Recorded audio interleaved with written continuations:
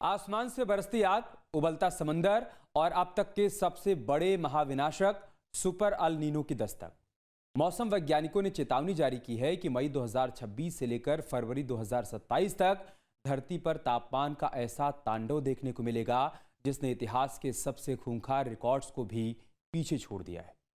कम मानसूनी बारिश, भयंकर सूखा और मशीनों को ठंडा रखने के लिए कूलर लगाने जैसी हैरान करने वाली तस्वीरें सामने आने लगी हैं।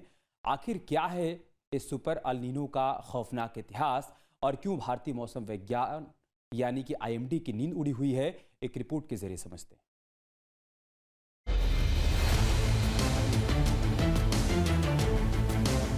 सावधान हो जाइए, क्योंकि प्रकृति इंसान के पापी लालच का हिसाब चुकता करने आ रही है। ब्रह्मांड का सबसे खूंखार मौसम रूपी राक्षस जाग चुका है। एक ऐसा जलजला जो मई 2026 से शुरू होकर फरवरी 2027 तक पूरी मानव सभ्यता को थर्रा कर रख देगा। ये कोई सामान्य चेतावनी नहीं है, ये ऐलान है महाविनाशक सुपर अल नीनो के आगमन का। ताज नगरी आगरा में भीषण गर्मी से बेहाल नौनिहाल भले ही नगर निगम के पानी के छिड़काव में राहत ढूंढ रहे हों, लेकिन ये राहत क्षणिक है। इस तपिश के पीछे प्रशांत महासागर की गहराइयों में सुलग रही वो आग है जिसे विज्ञान की भाषा में अल नीनो कहा जाता है। एक ऐसा राक्षस जो पूरी दुनिया के तापमान को अपने आगोश में लेकर भस्म करने पर आमादा है। अल नीनो यानी प्रशांत महासागर के पानी में होने वाला वो मौसमी बदलाव जो शांत बैठे समंदर को महाज्वालामुखी में बदल देता है। जब समंदर की सतह का तापमान सामान्य से ऊपर उठता है तो पूरी दुनिया का मौसम चक्र टूट कर बिखर जाता है। अमेरिकी अंतरिक्ष और मौसम एजेंसी NOAA का नया पूर्वानुमान रूह कपा देने वाला है। अक्टूबर 2026 से फरवरी 2027 के बीच समंदर का तापमान 3.6 डिग्री फ़ारेनहाइट यानी पूरे 2 डिग्री सेल्सियस तक बढ़ जाएगा। इतिहास गवाह है, जब जब ये सुपर अल नीनो आया है तब तब दुनिया ने लाशों के ढेर देखे हैं। फ्लैशबैक में चलिए साल 1877 का वो विनाशकारी अल नीनो जिसने धरती को शमशान बना दिया था। 3 सालों तक दुनिया में ऐसा सूखा और अकाल पड़ा कि 5 करोड़ से ज्यादा लोग तड़प तड़प कर मर गए। वो उस वक्त की वैश्विक आबादी का 3% था। आज 2026 में इतिहास खुद को दोहराने की दहलीज पर खड़ा है।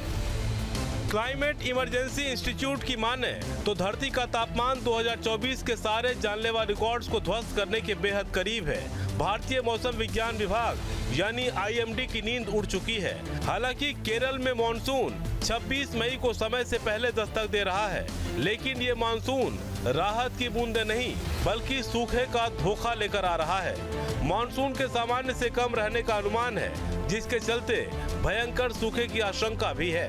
कृषि क्षेत्रों पर तबाही का खतरा सबसे ज्यादा है।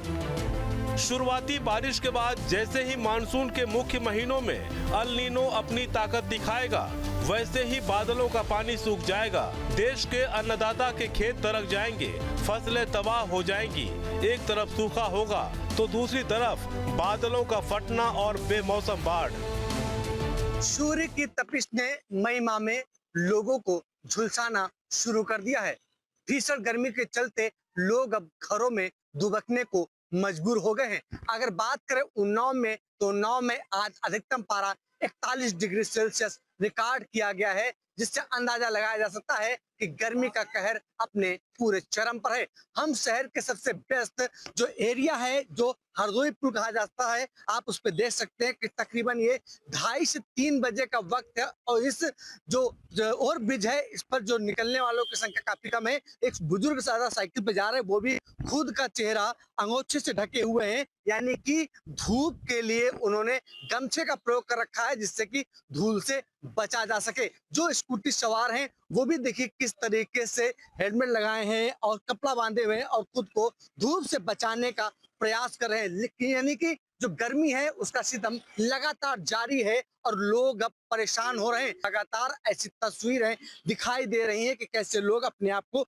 बचा रहे हैं। और देख सकते हैं हमारे ठीक दाईं तरफ उन्नाव जंक्शन है, जहां पर तकरीबन रोज 125 से ज्यादा ट्रेनें यहाँ पे से फर्राटा भरती हैं और तकरीबन 20,000 यात्री यहाँ से सफर करता है। तो ये समय देख सकते हैं कि हमारी जहां तक नजर जा रही है रेलवे स्टेशन पर 1 से 2 लोग ही नजर आ रहे हैं, यानी कि पूरा जो रेलवे स्टेशन के प्लेटफॉर्म है वो पूरी तरीके से खाली पड़े हैं। व्यक्ति ही नहीं, पशु भी इस गर्मी से बेहाल हो रहे हैं। ऐसे में जो डॉक्टर हैं वो खास तौर पर सलाह दे रहे हैं कि जो लोग घरों से निकले तो फुल आस्तीन के कपड़े पहने और अपना सर ढक के निकले। पानी ज्यादा से ज्यादा पिए, यानी कि पानी की कमी ना होने दे। यानी कि अगर आप घर से निकल रहे हैं तो आपको खुद का बचाव करना जरूरी है, क्योंकि ये गर्मी जो है लगातार उसका सितम बढ़ता जा रहा है और गर्मी लोगों को निश्चित तौर पर अब परेशान कर रही है। गर्मी का ये सितम सिर्फ इंसानों की चमड़ी ही नहीं झुलसा रहा, बल्कि आधुनिक मशीनों के भी प्राण सुखा रहा है। मध्य प्रदेश के मंदसौर की इन तस्वीरों को देखिए। चंबल कॉलोनी के विद्युत ग्रिड पर जब इंसान बेहाल हुए तो बिजली के ट्रांसफार्मर भी ओवरहीट होकर जवाब देने लगे। मजबूरन बिजली विभाग को मशीनों को जिंदा रखने के लिए उनके आगे कूलर लगाने पड़े। ये देसी जुगाड़ चीख चीख कर कह रहा है कि कुदरत का पारा बर्दाश्त से बाहर हो चुका है।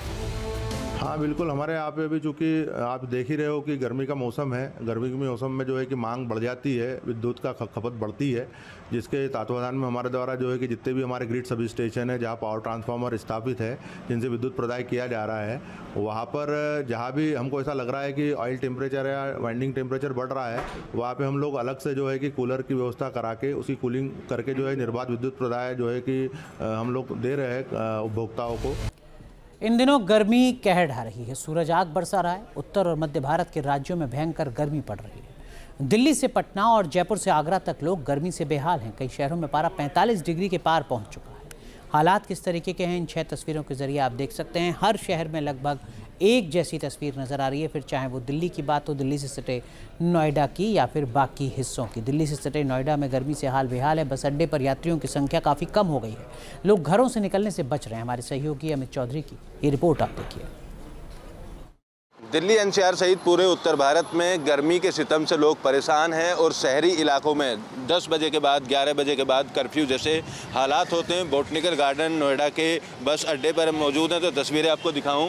इस जगह पर काफ़ी ऑटो का, बस का संचालन किया जाता है। काफ़ी लोगों की भीड़ यहाँ पर रहती है, लेकिन अभी इक्का दुक्का लोग आपको दिखाई दे रहे होंगे आते जाते हुए। पूरी तरीके से कर्फ्यू जैसा माहौल जो है वो फिलहाल यहाँ पर बना हुआ है। दोपहर के वक्त में इसी तरीके के हालात जो हैं वो बने रहते हैं। 42 डिग्री के आसपास जो तापमान है वो रहने का अनुमान जताया जा रहा है और आने वाले 7 से 8 दिन तक मौसम विभाग के मुताबिक इसी तरीके के जो हालात हैं वो बने रहेंगे। और कम लोग होने की वजह से कारोबार पर भी असर पड़ रहा है। कुछ ऑटो चालक मेरे साथ मौजूद हैं। कितना असर पड़ रहा है गर्मी की वजह से काम पर आपके? असर बहुत ज़्यादा पड़ रहा है। गर्मी ज़्यादा हो रही है तो नहीं मिल रही सवारी।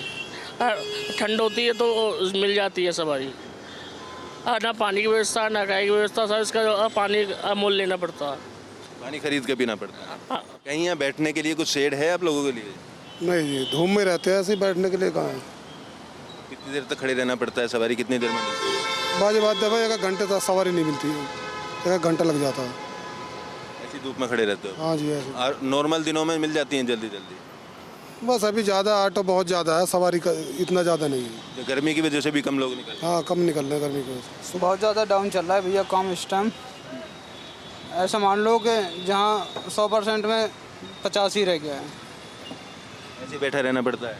हाँ बहुत ज़्यादा काम। तो देखिए, एक तरफ गर्मी का सितम, उससे खुद को बचाना, और दूसरी तरफ अगर बात की जाए तो जो कारोबार है उस पर भी खासा असर पड़ रहा है। पूरा इलाका सुनसान नज़र आ रहा है और इसी तरीके के हालात पिछले कई दिनों से लगातार बने हुए हैं। फिलहाल गर्मी से राहत तो अभी मिलती हुई नहीं दिख रही है, लिहाजा लोगों से ही डॉक्टर और सरकार अपील कर रही है कि अपने आप को गर्मी से बचाएँ और जो भी उपाय हैं उन उपायों का पालन किया जाए। वीडियो जर्नलिस्ट कुलदीप बालियान के साथ अमित चौधरी, न्यूज़ नेशन, नोएडा। आपके मोबाइल पर तुरंत आएगी ब्रेकिंग न्यूज। स्क्रीन पर सबसे पहले दिखेगी बड़ी खबर। देश दुनिया की हर खबर एक जगह। अब आपके मोबाइल पर तुरंत फटाफट इंस्टॉल कीजिए न्यूज़ नेशन ऐप और रखिए खुद को अपडेट।